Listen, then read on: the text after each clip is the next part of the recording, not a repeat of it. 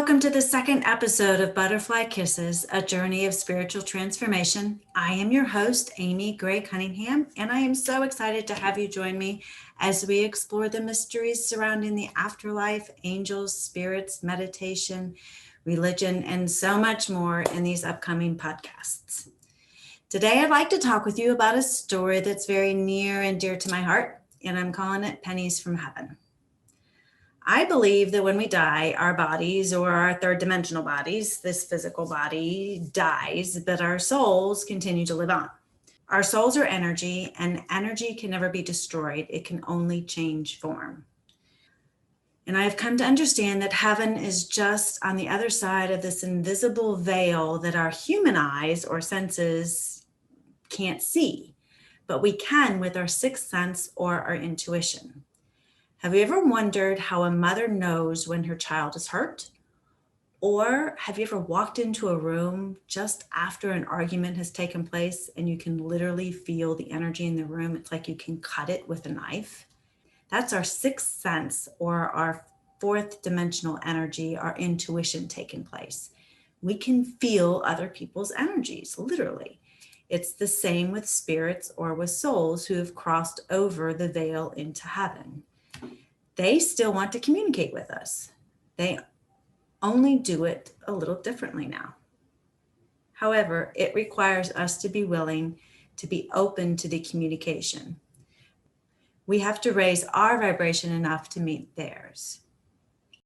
Growing up, I had a very special relationship with my grandmother. We were always very close. And I would go and spend weekends with her and my grandfather. And we would always go shopping. She would give me her pennies from the leftover change. And I would love the switcheroo. I would just love it because it was just a special bond between us. I would see how many pennies I could collect or accumulate over the weekend stay. I just thought it was so cool to get all these pennies. I thought I was rich.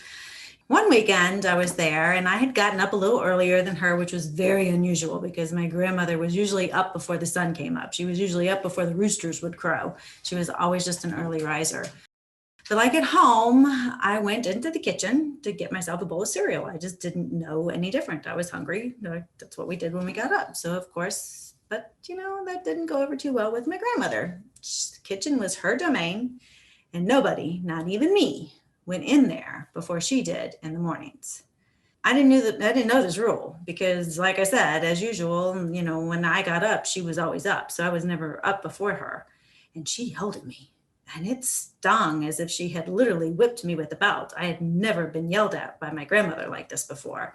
And I didn't know how to react. I was literally just distraught and upset. And I'd never seen this side of my grandmother. She was the one safe place for me. And now I felt like she didn't even love me. And I didn't understand what I had done wrong.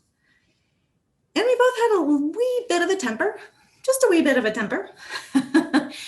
So I decided I was going to get back at her, and I took all the pennies that she had given me over that weekend and I left them on the dresser before I left that day. This was on a Sunday. I remember the day. So we fast forward and I'm in the car and we're getting ready to leave and I'm in the back seat. My grandfather's in the front seat and she gets in the passenger side front seat. And when she got in, she went to hand me all the pennies and she says that I must have forgot them on the dresser. And I looked her straight in the face and I said, nope, I didn't.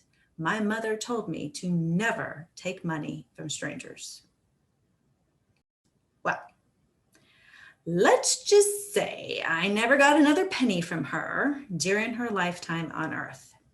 And that was probably one of the longest rides in history from Syracuse, New York to Rochester, New York. My grandfather probably did not want to be in the car, but I was not giving up, and neither was she, I don't think. Eventually, Grandma and I worked things out. We never did talk about that incident again. And we were not as close as we once were. There was kind of a disconnect that formed that day, unfortunately. But I always felt guilty about that day. And shortly before she passed, I was really heavy into drugs and doing cocaine.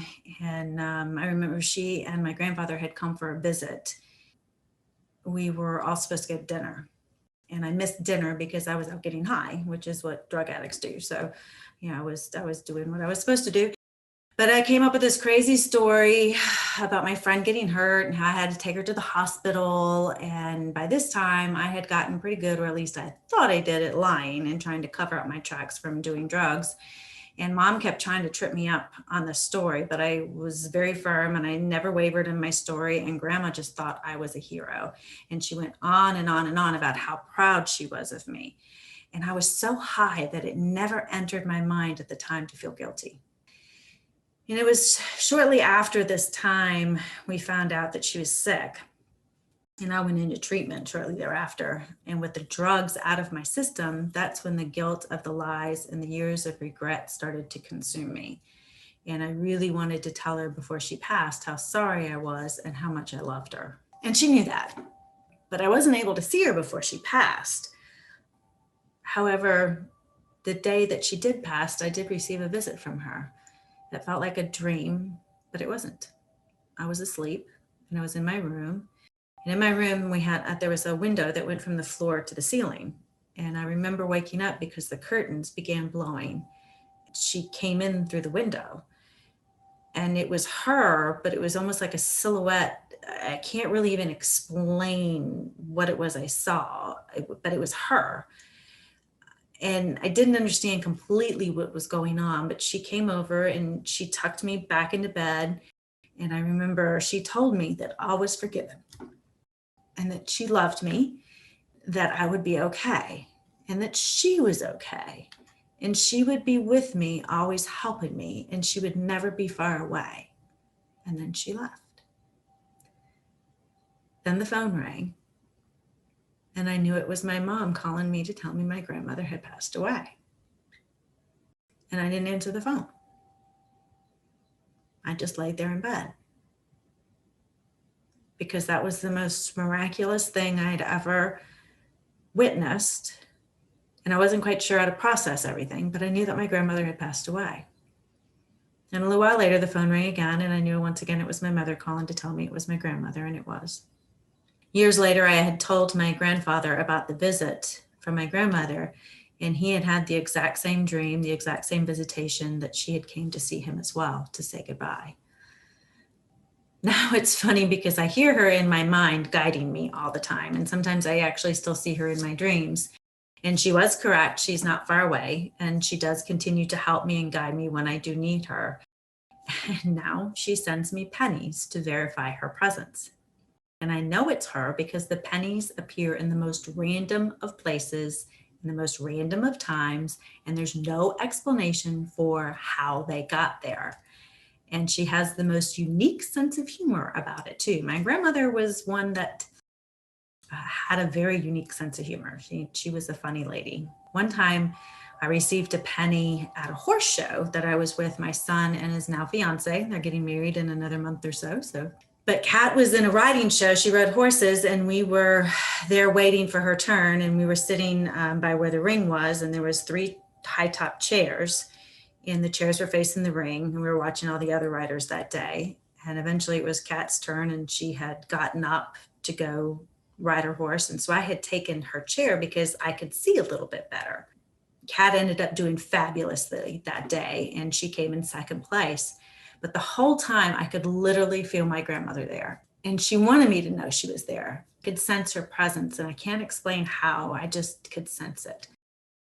And when Kat had finished, Alex got up and went and took her some water. And I just kind of sat there and I was reminiscing about my grandmother and wishing that she had been alive to see Alex. And then I stood up and there was a penny on my chair. And even today, tears still flood my eyes when I think about it. But she was there with me, watching Alex, very proud of him. That wasn't the first time I had received a penny, but it's one of the most memorable for me because she was there to watch my son. But just recently, I just received another penny from her. We had adopted our 3rd rescue dog, Charlie, and he's just an absolute love bug. A year ago, we had adopted our 2nd rescue dog, Buddy. He was a stray, and he had found his way to my brother's house. And Buddy and I are extremely close. I really honestly feel that Maggie, our dog who had passed away 2 years ago now in November, right before Thanksgiving, has actually sent her to me, or sent Buddy to me. She kind of said, go to this house and you'll find my mommy. Buddy and I are just like two peas in a pod. Wherever I am, there is Buddy. Buddy liked Charlie at first, but then didn't take too kindly to Charlie taking his place next to me in bed that first morning. That was, Buddy got to acting very jealous, and he pulled at my heartstrings. And as my husband likes to call it, he played me like a fiddle. Buddy either hid in the bathroom or behind the shed, and it was totally unlike him. And he wouldn't even eat unless we were alone in the bedroom, and I loved on him for like 10 minutes. And once again, he played me like a fiddle. Anyway, I could hear my grandmother laughing in my head. And so I got a little angry with her, and I said, well, at least you could do is help me out here. You could at least send me some good juju or something and help me out with Buddy. Anyway, I left for about an hour. And when I left, mind you, Buddy and Charlie couldn't even be in the same room that day because Buddy wouldn't even come out of the bathroom, much less hang out with Charlie. And when I came back, they were both laying on the couch in the living room together. Buddy was a completely different dog. And there was no explanation for this fantastic miracle other than the help of my amazing grandmother. And to boot, there was a penny on my desk by my computer. This is the penny, her calling card. I've got the penny right here. I'm keeping it here. So all of this is to say that our loved ones really want to communicate with us. It's our doubts and fears that actually keep us from hearing them. We have to be willing to accept the signs that they give us. It's kind of my dad, actually. My dad passed away several years ago, and he comes to me in the form of yellow butterflies. Growing up, I was daddy's girl. And like most daughters, always dreamed of the day I got married and I would dance with my father. My father and I had a very complicated relationship, and I didn't think that my dream would actually come true.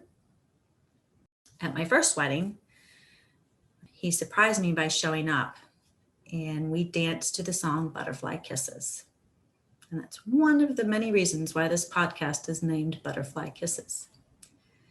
But before he passed, I asked him to give me a sign so I would know when he was near, and he told me yellow butterflies. And now I see yellow butterflies all the time in many different things. I'll see it in books, or I'll see it actually yellow butterflies, literally yellow butterflies, but I'll see it on cups or in, anywhere, just yellow butterflies. And I'll know it's him because I'll start to get chills. My point is to trust your intuition when it comes to knowing that your loved ones are near. And like I said, I usually feel chills from head to toe when one of my loved ones is trying to send me a message. And you'll know when you're receiving a sign. And just say thank you. Trust in that intuition. And then talk with them. They can and they do hear you. And they can and they will speak with you. So just remember that. But thank you again for joining me on this second episode of Butterfly Kisses. I hope that some of my stories was inspiring. Stay tuned for our next episode as I talk with Carolyn Ligo about her spiritual journey and also her book, The Seen and Unseen. It's very interesting, and I think you'll be very inspired. Thank you, and I look forward to talking with you again soon. Thank you for joining me on another episode of Butterfly Kisses, a journey of spiritual transformation. If you like what you've heard, please subscribe by hitting the subscribe button. This way you won't miss it when a new episode is released. Also join me on the Facebook page at Butterfly Kisses Podcast. Here we can continue the conversations we've been discussing on these podcasts, and you can also ask questions of our guests as well. Also, if you're interested in learning more about Akashic Record readings, you can schedule a free 15-minute consultation with me on the Facebook page, or you can do so by visiting my website at amygray-cunningham.com. Again, thank you, and remember, always spread your gorgeous wings, my friend, and fly. Until next time, see ya.